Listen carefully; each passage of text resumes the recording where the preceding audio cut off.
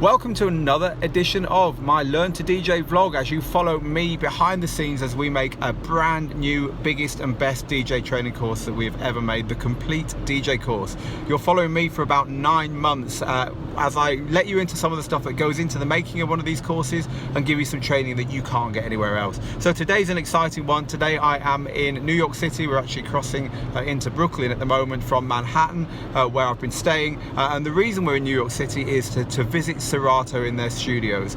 I'll be asking OP at the Serato studio about how to get a gig there, how to aspire to and play on their decks, and we'll also be talking about the importance of location when it comes to the opportunities you've got as a DJ. What does being somewhere like New York mean against being somewhere maybe that isn't quite so populated and doesn't have so many opportunities? How realistic is it to expect to succeed as a DJ if you're not in a big place like, for instance, New York City where I am now? So it's a wet November day here. We're lucky in a warm cab. We're heading right there now. So we will talk to OP in a second. Let's go.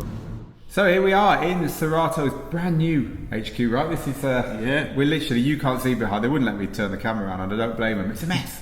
Yeah, that's not that bad. But no, yeah. It's not that bad. How long have you been here? Like 48 hours? A couple hours, yeah. So the internet man's just gone. It's all good. So this is their brand new HQ, but of course the bit that isn't brand new is this bit that you can see behind us. It's iconic. You must have seen video after video of people playing on these decks as you've kind of trawled around the internet in your journey so far. And not surprising because it's what, 1.5 million Facebook followers? Yeah, just about, yeah. So I wanted to, this is OP from Serato. Hi OP. How you doing? And I wanted to talk to OP about a couple of things while I was here. The first one is how to get on these decks.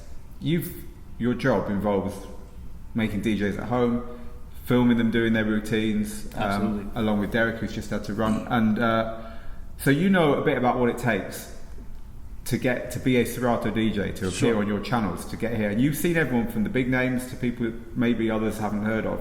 So OP, what are the things that anyone watching this now who thinks one day I want to be on those decks, one day I want to be on that Facebook channel? Yeah. What are the things that you would advise them to do in their local scenes or in their DJ learning to get to the point where Serato might notice them and they might end up here? I think the common factor between all the DJs that have come to do videos, whether it be in our New York studio or LA studio or London studio, is practice. Just plain, simple, sheer hours and hours and hours and hours of practice. And then being able to take that practice and then do that in front of people, right?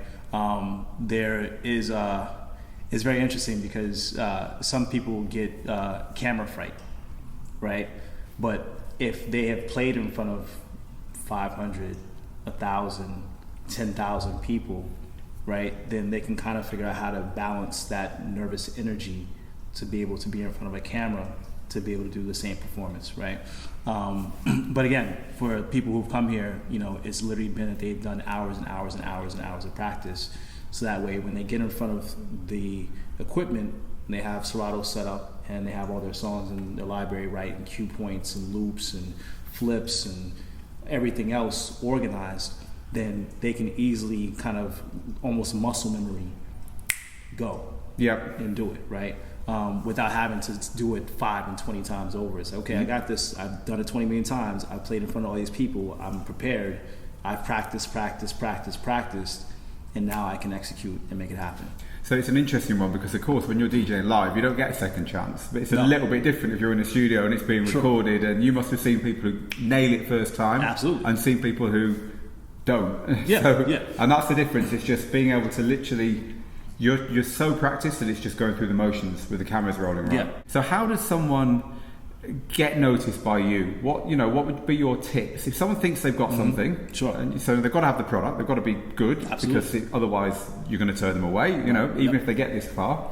How do they get noticed? Is it a case of following you on their channels so that you see them? Is it a case of how, what's the way, in your experience, having worked with lots of people, what are some of the ways that people who are maybe unknown have managed it? There's been a number of ways. Obviously it's a simple thing of just like @Serato, #Serato, right? Like we follow these things, right? So, if something pops up that's pretty cool, our social media team is always looking around and seeing have you guys seen this one guy? Oh, this one lady or one person. Kind of forward that information to us, and then we can kind of be in contact with them. But then also it's word of mouth, right? So we'll get DJs that are in different cities and different parts of the world who are like, have you seen my friend or this one DJ who did this one thing? You should talk to them. They should do a video, right? And then we can kind of have that conversation with them and see what it is. And I also tell people too, like we're very busy. We're consistently working nonstop. We're working with DJs from literally all around the country, all around the world. So if it doesn't happen immediately the first time you reach out, do the follow-up. And as the schedule clears up, then, yes, cool. Let's come in and let's do something. And that's happened, where we weren't able to work with the DJ immediately, but because they stay, persistent, they're professional about the way they reached out to us, courteous, so on and so forth. When it came time for them, that time gap to open up for them to come in, then they were able to do it and to make it happen. If someone's wanting to learn to DJ and they want to get out of their bedroom and get into the limelight, how important is it to be physically in somewhere where there are opportunities? So that's a very interesting question. Obviously, again, practice is very, very important, right? But then you actually have to be able to take that practice and manifest it into something, right?